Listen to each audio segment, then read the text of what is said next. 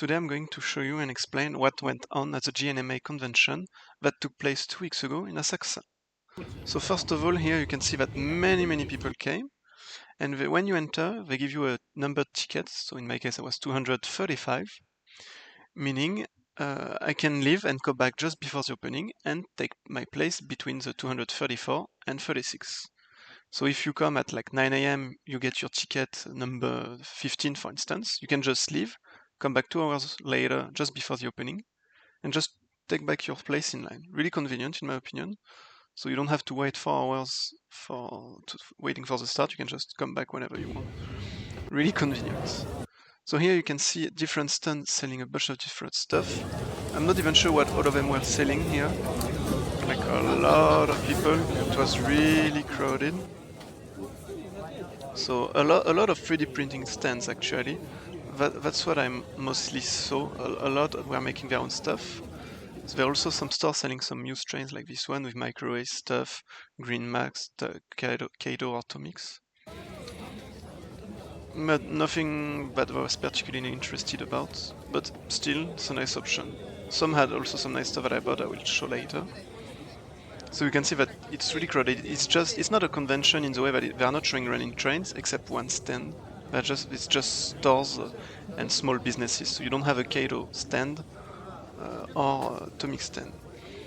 So here I believe they're selling a lot of diorama stuff. Yeah, I think this one is no, it's not the Tokyo Diorama Factory, but I will post links for all the stores anyway. But they sell a lot of diorama stuff for N scale, obviously, not HO or other scales. Some HO stuff, I saw some HO stuff for 183 scale, which is not particularly HO. But you can see that they have a lot of stuff like LED, etc.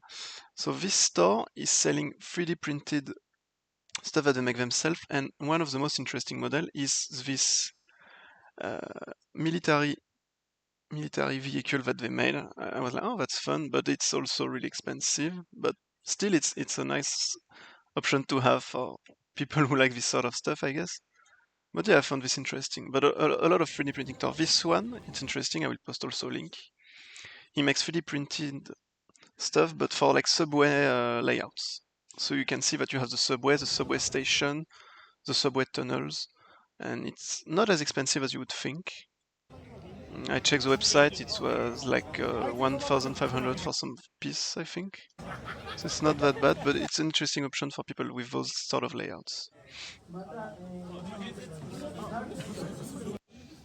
This guy makes also a lot of 3D printed stuff. He's selling some decors like bank, machine, ATM, etc. But he's also, what you can see here, making and selling a lot of industrial area stuff, like here with the stairs, the factory, etc. So really interesting option for people who like this sort of stuff, because it's not something you can see every day. And also, I don't know if we could see earlier, he's making his own little trains here that you can see on the video. Here, up. And this one, I think a lot of people would be interested in this one. They make their own Shinkansen, 3D print and paint them. So it's a different model than the usual one that we can see everywhere, like the Hayabusa or other lines. I'm not sure which one it is, but I will post a link anyway, but it's like 70,000 yen for one of these bad boy, I believe. So yeah, if you're interested, I guess that's the sort of price you will have to pay, but it looks really cool, I have to admit. Like, really impressed by this guy. And yeah, this stand, if you don't know what it is, I will give you 1 second to try to guess. If you are familiar with Japan, maybe you know what it is. Basically, in Japan, if you go around Shinjuku or Shibuya, I guess, you can see this sort of trucks, and basically they have tinted glass, so from the inside you can see what's going on outside, but not from the outside. And they shoot porn, so yep, you have the cameraman and porn actresses right there, and they were selling this for free. That's interesting to have, I guess. But yeah, it's in scale, by the way. Everything is in scale. So yeah. So here I think it was Tokyo Diorama Factory that maybe some of you are familiar with. And I bought some stuff from them. Let's go back. So they sell a lot of buildings and stuff that you can, Japanese style buildings, obviously.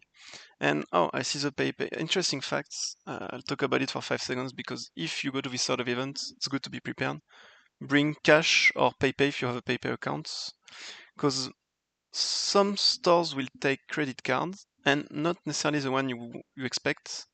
Like usually it was small ones that took the credit card, so I was surprised. Even the Hogara Kudo, like the company making a lot of containers, they don't take the credit card, so I had to go out and bring some cash. So yeah, if you go to this sort of place, definitely bring cash, don't be like me. But yeah, a lot of buildings in N scale or close to HO scale, so that's nice, yeah. Here they make like some kits that you can assemble, like paper kits or something. I was like, oh, that's interesting. It's a nice option to have if you like this sort of stuff. I'm not sure how sturdy it is, but yeah, why not? And I mentioned it before. In this convention, they didn't have a lot of train running. There was just this one with T-track modules. I'm not sure if they came here to sell something or just to have the space to run something. But yeah, small layouts, like they go around. So it was nice to see because I was not sure what to expect when I came to the convention. So I was hoping to see a running train. So I did. I guess I did. But I will definitely go to two more conventions in August. So I will also try to share some videos. Really like this one. Was disappointed to not see any snow, but still. At least I saw some running trains. Yeah.